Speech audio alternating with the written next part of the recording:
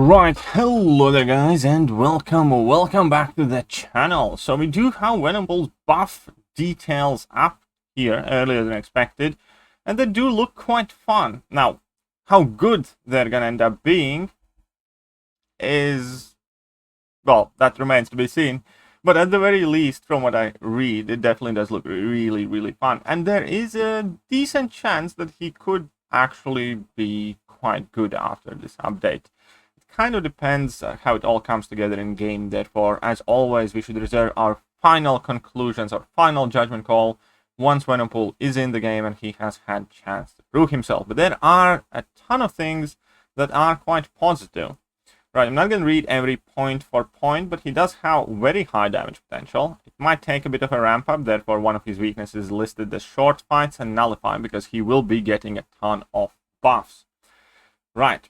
So his new mechanic is called Cooking Meter. It's kind of similar to, let's say, Venom the Duck, where you generate buffs. Venompool has a Cooking Meter which begins at 50 charges and gains 10 more charges every 5 seconds.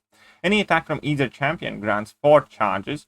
Each time Cooking Meter hits 100, that amount is spent to gain a random, unique, indefinite blender buff, which can be found at the bottom of the info page. So let's head down there and see what are those indefinite blender buffs. 1 second. Here we go.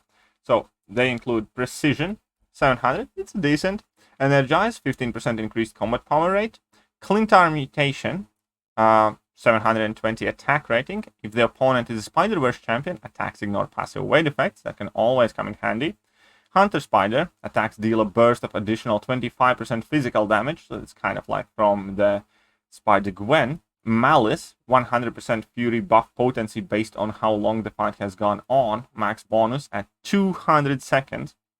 And blender buffs don't stack. Once Venompool has acquired all 5 other blender buffs, he will instead gain a stacking Fury buffs, with each granting 480 attack rating over 60 seconds. 60 seconds is a massive duration for his Fury buffs. And again, they will have increased potency. So at that point, you more than likely will have these Fury buffs netting you like 960 attack bonus each. And then once you have each of these 5, you're just periodically going to be getting more and more Furies. So eventually you should be able to smack really hard. Right. So that's with his Cookie Meter. Let's move on. Illogical DNA. Gain immunity to Power Drain, Power Burn, and Shock effects. So he's going to be another Shock immune champion. As well as Armor Break debuffs. Armor Break immunity, not too bad. Comes in handy more and more recently. If an effect is prevented this way, gain 50 Cookie Meter, cooldown 2 seconds. So there are already some immediate cheese implications, which I like, which I can't wait to test out once I get my hands on him. But hey, immunity to shock and armor break debuffs, those are, well, some of the immunities that we kind of need more of in the game, I feel. And even though obviously it's not as potent as bleed or poison immunity, it's still a very useful piece of utility. Heavy attack. Reroll the most recently gained blender buff. I do like that because in specific matchups you're going to want to get where you're going as quick as possible. For instance, if you're going up against a Spider-Verse hero, you want to get that Clintar buff early on so you can just ignore their weight. If opponent is knocked down, 100% chance to gain a Vicious buff, increasing the potency of damage over time debuffs by 60%. This lasts 5 seconds per unique buff. So if you have 5 buffs active, it's going to last 25 seconds. And then it's kind of easy to have 100% uptime on that. If it's 25-second duration, landing a heavy attack once per 25 seconds is not tall order in plenty of matchups. I do like that. Special attacks. 100% chance to inflict a bleed debuff lasting 6 seconds, causing 2,883 direct damage per level of special attack used, so level 2s deal more. While fighting robot champions, this bleed becomes degeneration. So that is not bad at all either. Special 1. Each hit has 75% chance to om-nom one of each unique buff on the opponent, removing it and granting 50 Cooking Meter. If the om-nommed buff was armor up, also gain a regeneration, recovering 3000 health over 5 seconds. Now, previously, this regeneration was more effective, but let's face it, you didn't really have anything else going on. And gaining those 50 cooking meter is going to be vital to kind of like ramp your Furies up quicker to get your buffs early on. So Venompool is going to be kind of like a pseudo Mystic champion in a sense, where you're going to be able to nullify a bunch of opponents' buffs and then get quicker ramp up. Special 2. If this attack intercepts the opponent, 100% chance to inflict a stun debuff lasting 3 seconds. I hate these intercept mechanics. I really do. I don't like them at all. I wish we would have less of them. Venompool is able to finish his moonwalk. After the attack, he gains a temporary duplicate of each of his blender buffs lasting 20 seconds. That's not too bad, considering that there were precision, combat power rate increase, attack increase, burst damage and hit, you know, could be very, very potent. If his dance is interrupted, Venompool instant gains a power gain buff, granting 1 bar of power over 10 seconds. So it's kind of similar to Goldpool. So I like that as a failsafe. It's going to be annoying to fight against sometimes, I think. Special 3. Save me? Okay, cool. Venompool's cooking meter becomes spicy for 20 seconds, which causes it to build up twice as fast. If the cooking meter hits 100 while it is spicy, all personal bleed and degeneration debuffs on the opponent are paused for 8 seconds.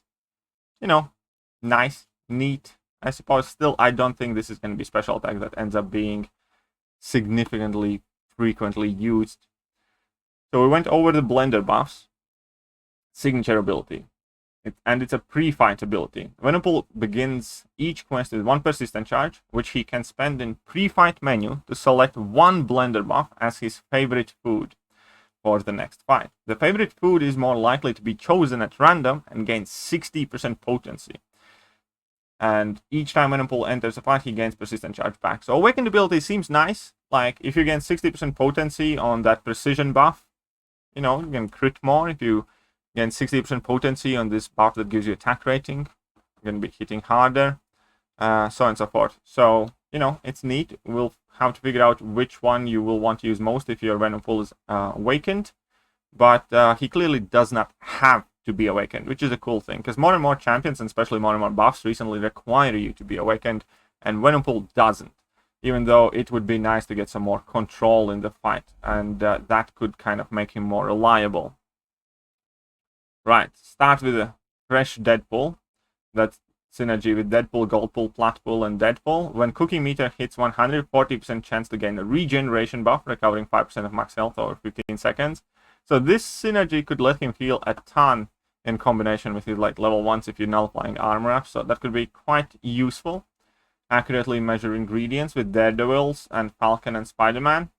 300 critical rating for each unique buff. And you're gonna, most of the fight have like 6, 7, 8 unique buffs, including the 5 buffs, Clintar buffs, then the Fury buff, then probably something else from the heavy attack.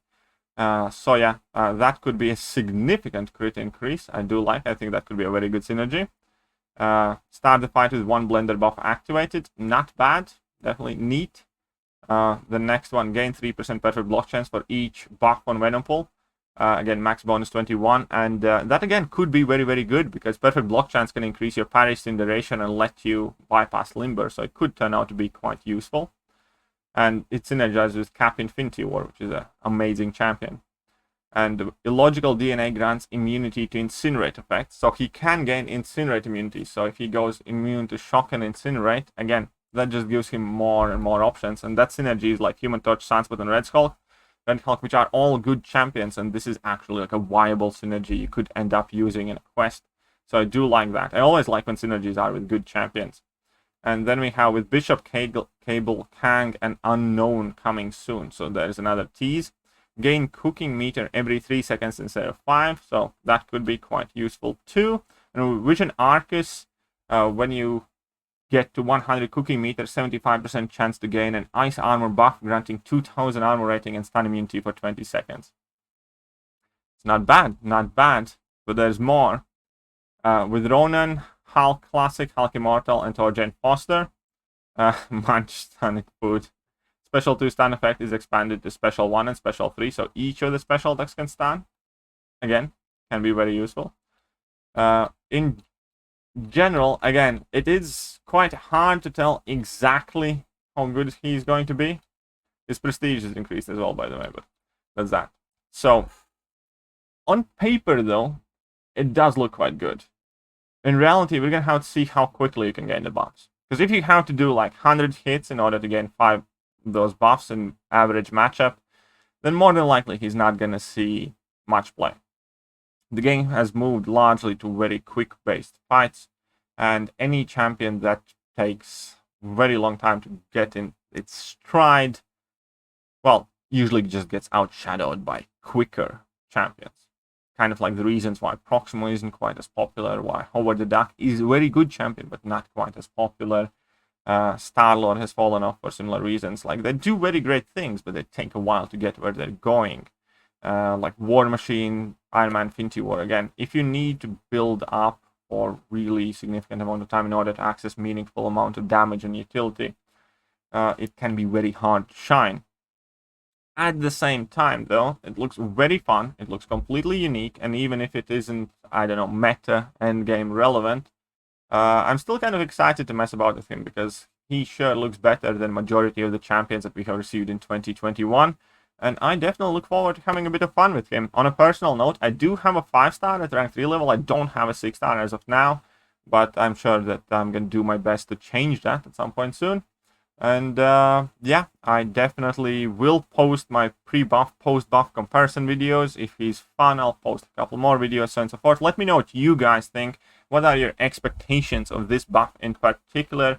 I personally currently think he's going to be more of a fun, cheesy champion with some crazy scenarios, like if you're going to go up against Energy Adoption Lightning or something like that, where you can get those buffs very pronto, very quickly.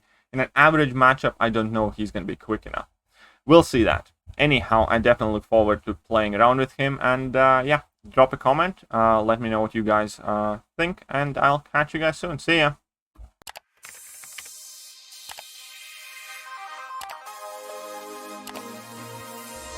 Hello there guys, and welcome back to the channel. So we have all the information